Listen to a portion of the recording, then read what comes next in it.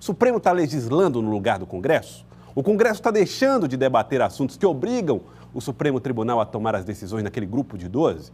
Isso envolve, inclusive, temas polêmicos, como a liberação da maconha, por exemplo, que pode acabar sendo uma decisão do STF, como outros casos também que nós temos vistos no Brasil. Eu estou recebendo aqui o promotor de justiça Rogério Sanches, de São Paulo. Promotor, tudo bem? Seja bem-vindo. Ele que tem conversado muito com estudantes, inclusive com aqueles que gostam de prestar concursos públicos, né, a respeito do direito penal e do processo penal também.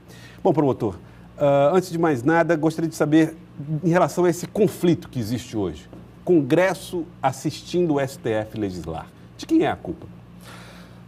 Eu acho que a sua apresentação foi muito feliz. Esse fenômeno é chamado de ativismo judicial, essa atividade proativa, criativa dos tribunais.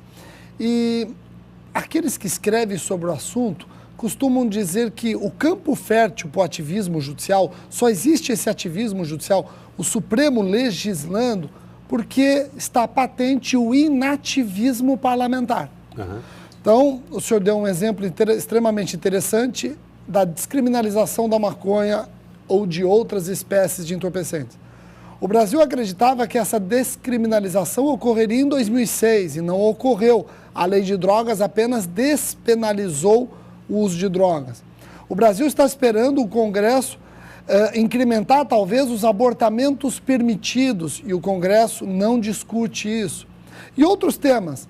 Curiosamente, esses dois assuntos estão sendo alvos de decisões do Supremo, decisões que descriminalizam. Então, o Supremo vai discutir a descriminalização da maconha e, recentemente, o Supremo, numa das turmas, decidiu que o abortamento consentido até o 3º mês não é crime. Vejam só. Então, respondendo a sua pergunta, eu não vou imputar culpa ao Congresso, mas o campo fértil do ativismo judicial é o inativismo parlamentar. Mas você não acha que muitos desses assuntos carecem de debate e que às vezes o debate se estende pela complexidade do tema e os representados, no caso nós, somos impacientes também com a necessidade das discussões? Sem dúvida. Concordo que tudo precisa de uma discussão amadurecida, mas vou te dar 2 ângulos de análise. Primeiro, nós estamos discutindo a descriminalização de drogas. Eu não vou dizer que eu sou a favor nem contra, eu apenas vou dizer que essa discussão existe. Estamos discutindo há 2 décadas. Há 2 décadas. Será que não é suficiente ainda para o Congresso decidir se vai descriminalizar, não vai descriminalizar, etc. Um outro detalhe, o abortamento do feto anencefálico, o feto que era diagnosticado com inatividade encefálica. O Congresso não incrementou as hipóteses de abortamento permitido. O Supremo chamou a responsabilidade e fez inúmeras audiências públicas, ouvindo leigos, ouvindo experts, ouvindo mães que tiveram a experiência de abortamento de feto anencefálico. O Supremo fez isso em menos de 1 ano e decidiu que o abortamento de feto anencefálico não é crime. Então, reparem como essa discussão não precisa de longos anos, 2 décadas. O Congresso precisa legislar nesse sentido. Acontece um caso extremo, como estupro coletivo. Agora, em São Paulo, onde tivemos uma pessoa que praticou atos com conotação sexual no ônibus. Quando chega na imprensa, quando ocorre esse clamor da sociedade, aí o Congresso rapidamente legisla. E, às vezes, legisla mal, dentro de um direito penal de emergência, despreocupado com garantias fundamentais. Mas o STF não tem legitimidade do voto para fazer a discussão em nome do povo, por exemplo. Interessante. A sua observação, ela coincide com aqueles que criticam o ativismo judicial. Aqueles que criticam o ativismo judicial vão exatamente nesta linha, que o povo votou no parlamentar. O parlamentar é que tem que votar as leis, tem que criar a norma. O legislador é o que muitos chamam, o Supremo é o que muitos chamam de legislador constitucional negativo. O poder que tem o Supremo é de retirar leis que violem a Constituição, jamais de colocar regras. Então o ativismo judicial tem essa crítica, que ele viola a soberania do voto, porque eu votei no Congresso, eu quero que o Congresso legisle.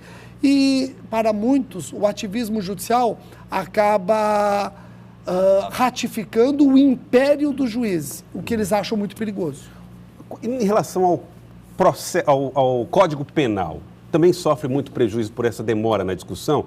O que a gente tem visto é que principalmente no caso dos atos infracionais cometidos por adolescentes, as leis costumam ser brandas porque elas pensam num adolescente que já não existe mais, com uma inocência que já não existe mais.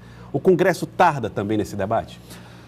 Falando especificamente sobre a redução da maioridade penal, que eu acho que é um dos temas mais apaixonantes que tem, quando eu digo um tema apaixonante, para nós e para o cidadão em geral.